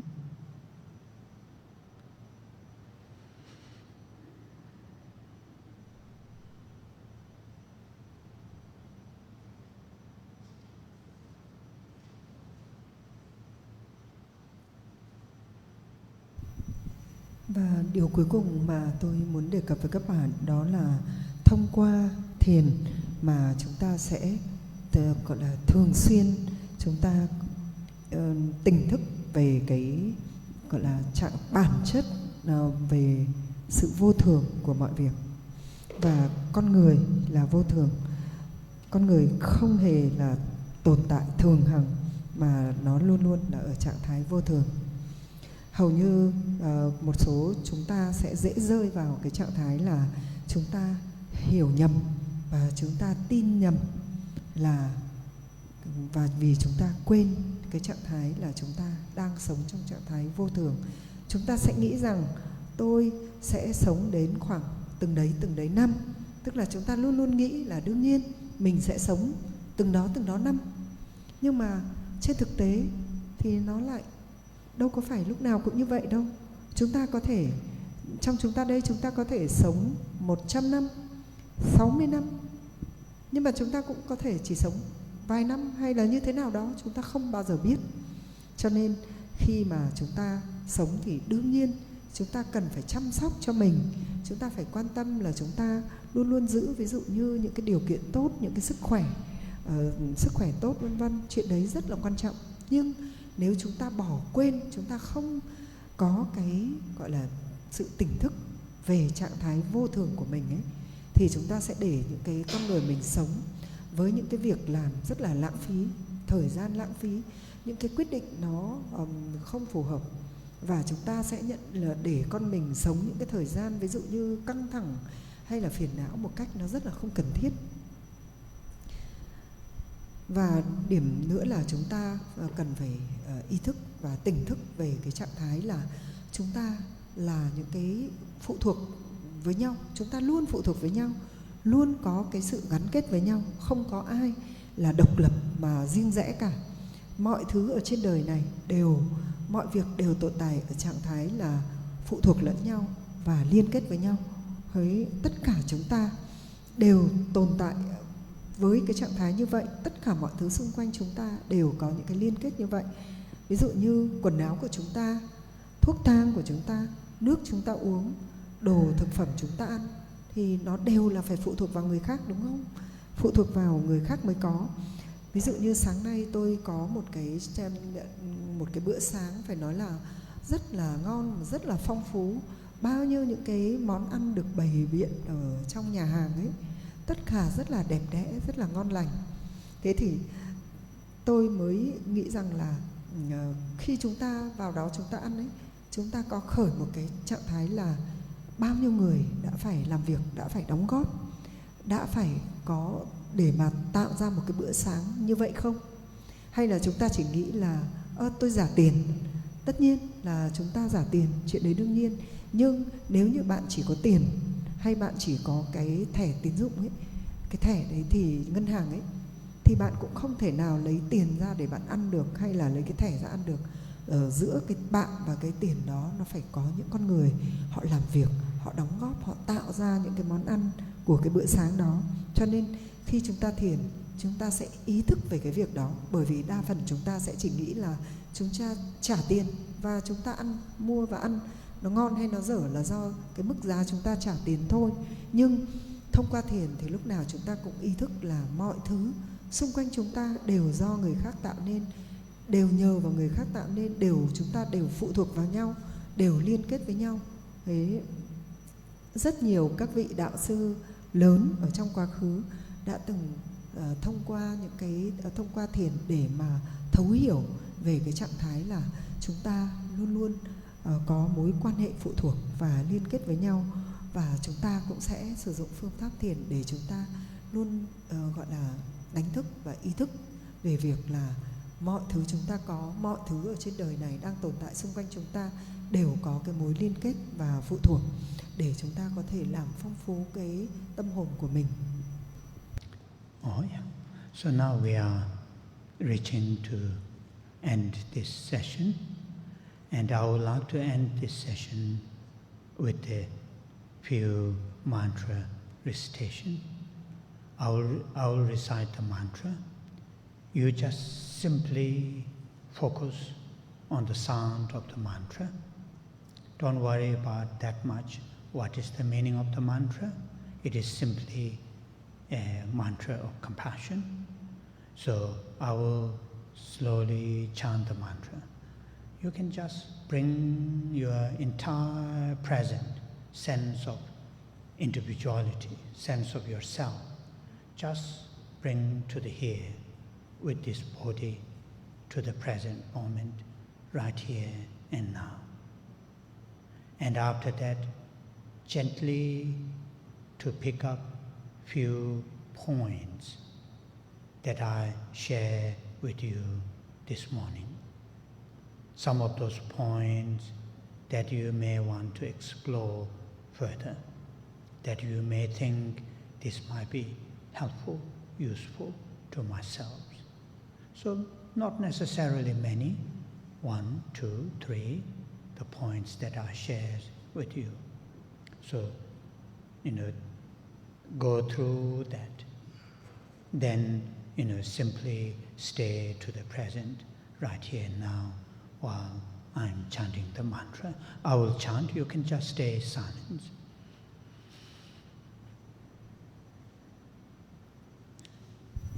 Và tôi sẽ kết thúc buổi ngày hôm nay bằng cách là tôi sẽ tụng một số câu chú. Và các bạn hãy ngồi tĩnh lặng và tập trung để tâm mình đi theo cái âm thanh của cái câu chú này. Và đừng lo ngại là câu chú này là câu chú gì, nghĩa gì. Nó chỉ là câu chú về lòng từ bi thôi. Và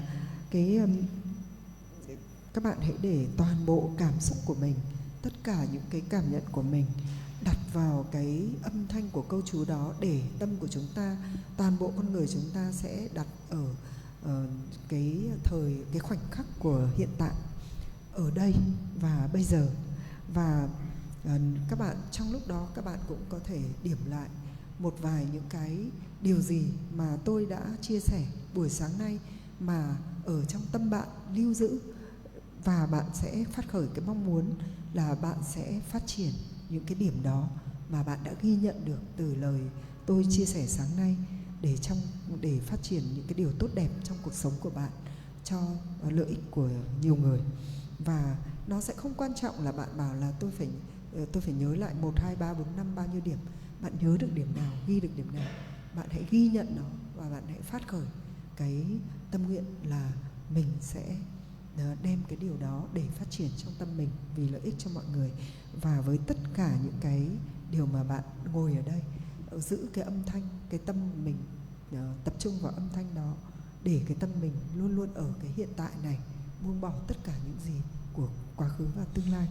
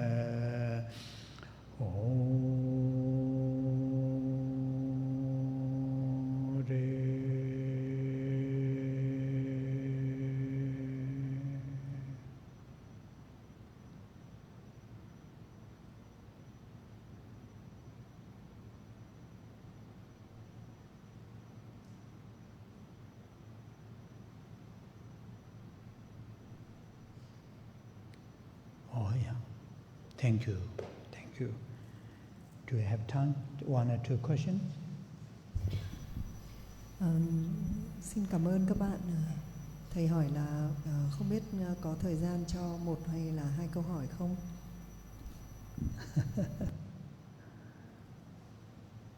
Okay. Yeah. Nhà mình có ai muốn hỏi gì không?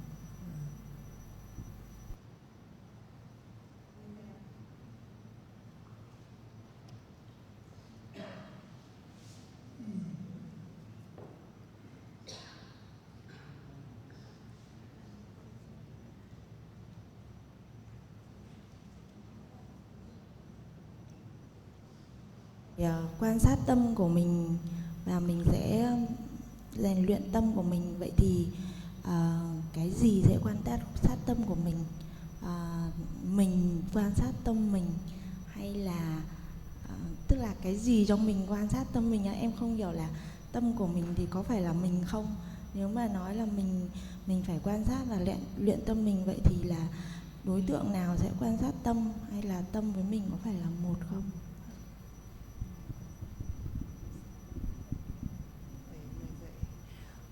If Rinpoche said that we observe our mind, From what is we? we. Good question. Come and sit. I will answer. Okay. So when we talk about in the meditation, I observe my mental states, what's going on right here and now. In that process of observation, linguistically I observe, I meditate.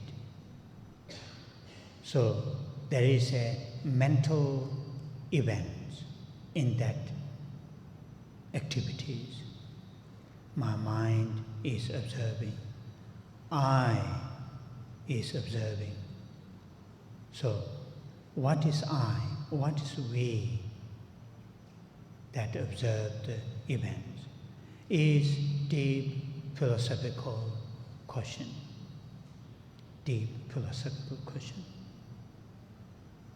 There are so many different explanations. What is I? What is we?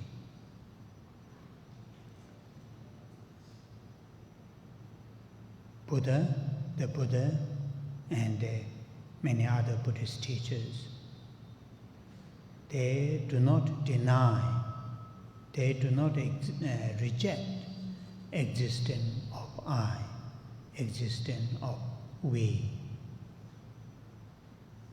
What they, through their observation, through their analysis, what they realized, they have realized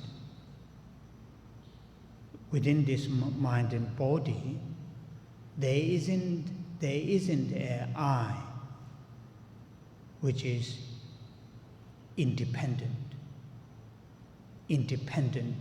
from this mind and body. I does exist. The manner of existence of I is 100% dependent on this mind and body. This mind and body. There isn't a self standing in and of itself as a I, as a we. But I will not go any further than that. That is deep philosophical question.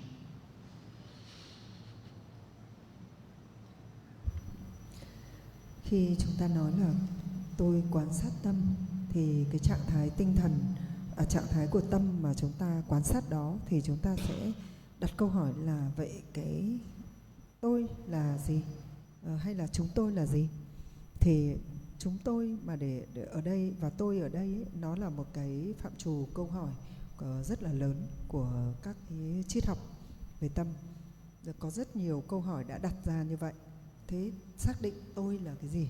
Làm sao mà chúng ta xác định cái tôi hay là cái chúng ta? Thì Đức Phật cũng như rất nhiều các vị đạo sư trong quá khứ có những cái trường phái là người ta không phủ nhận hay là không gọi là hoàn toàn là chối bỏ cái sự tồn tại của cái gọi là cái tôi, là cái ngã hoặc là chúng ta. Nhưng thông qua tất cả những cái tư duy phân tích thiền định thì người ta nhận thấy rằng với cái gọi là thân thể và cái tâm thức ấy, thì nó có một tồn tại, một cái gọi là một cái trạng thái của tâm mà nó, cái tâm thức mà nó gọi là nó ngoài cái thân thể ra, thân thể vật chất thì nó có một cái tồn tại là cái tâm. Thế thì cái gọi là nó tồn tại là 100% là nó gọi là phụ thuộc trên cái thân, cái tâm đó mà chúng ta nói nó là cái tôi. Thế thì cái việc mà chúng ta mỗi cái chúng ta sẽ tự gọi là hiểu là cái tôi đó, cái tự ngã đó nó sẽ đứng ở đâu, nó sẽ như thế nào trong cái việc mà chúng ta nói về cái trong cái sự mà tồn tại của cái tôi của chính nó.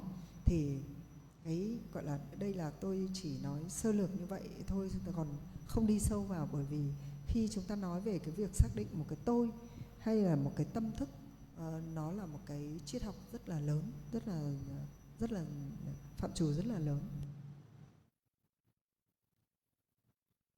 One last question. Okay. Câu hỏi Maybe cuối now cùng. there's one down there. Come up. Bạn lên trên này.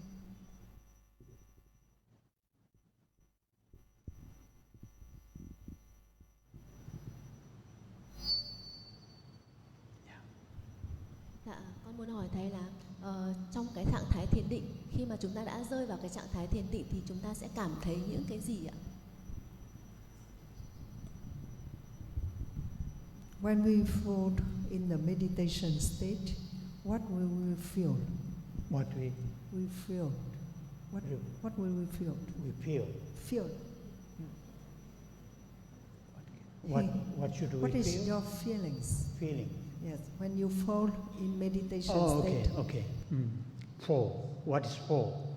It is, yeah. So, meditation, as I mentioned earlier, it is very general term.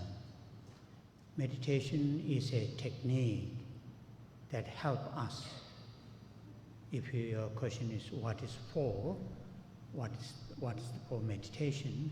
Meditation is for, our minds, our emotions, our thoughts have a rich, profound experience of the world right here and now. Not just the external shapes, colors, forms, sound, smell, but a little bit more than that. So meditation is for individual to really to experience deeper levels of the reality, not just the surface. Currently, our experience of the world is only the surface, shapes, colors, smells, taste, tactile, more or less that. But meditation is for us to experience much deeper than those surface reality. If we are able to experience realities deeper than the surface, what we see, our life will be richer. Okay. Như tôi đã nói thì thiền nghĩa là một cái gọi là một cái khái niệm là nó rất là tổng quát, nhưng mà nó là những cái kỹ thuật để nó giúp cho chúng ta là cái tâm thức của chúng ta nó nhận diện một cách sâu sắc hơn, một cách phong phú hơn về tất cả những cái gì mà gọi là trên thế giới chúng ta có thể nhận biết. Nó không phải là chúng ta chỉ nhận biết về cái hình dáng, màu sắc hay là mùi vị hay là những cái gì mà chúng ta trải nghiệm xung quanh chúng ta đâu, mà là để chúng ta nhận diện về sâu sắc hơn về cái sự thật, ở một cái chiều sâu hơn về tất cả những gì mà chúng ta đang nhận diện bằng thường là chúng ta chỉ nhận diện ở một cái bề mặt, một cái sự hời hợt thôi, thì chúng ta sẽ nhận diện nó ở một cái sâu sắc hơn, những cái trạng thái của tâm thông qua thiền. Okay, good. So, I will conclude here to say thank you for coming and tentatively paying attention what I've said, what I've shared with you, and also thank you for the Sana, well-being organization, Lina, okay, to give us this opportunity to share this beautiful hall, and also thank you for the organizer, and thank you.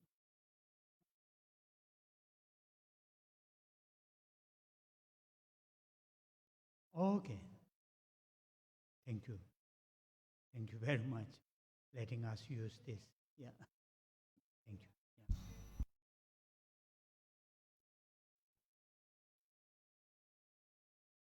Thank you very much.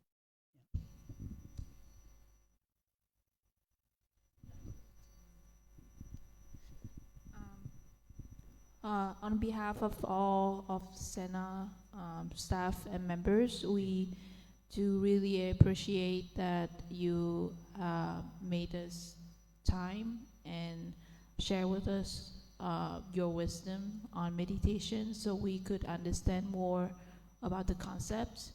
And from this, we will learn more, and we will apply all of this into our organization.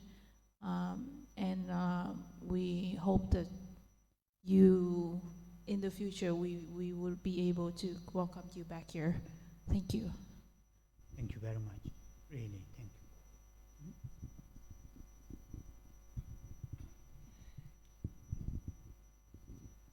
Rinpoche xin cảm ơn tất cả mọi người đã đến đây, đã lắng nghe và chú ý về những điều mà chia sẻ của Rinpoche.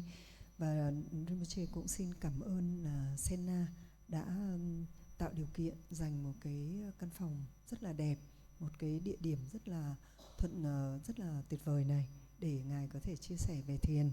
Và có bạn Thu Hà là phụ trách điều hành ở đây, cũng vừa mới nói lời là cảm ơn Rinpoche và sẽ áp dụng những cái lời khuyên theo như Rinpoche đã chia sẻ, và rất là mong là Rinpoche sẽ trở lại để tiếp tục có những cái buổi chia sẻ như thế này.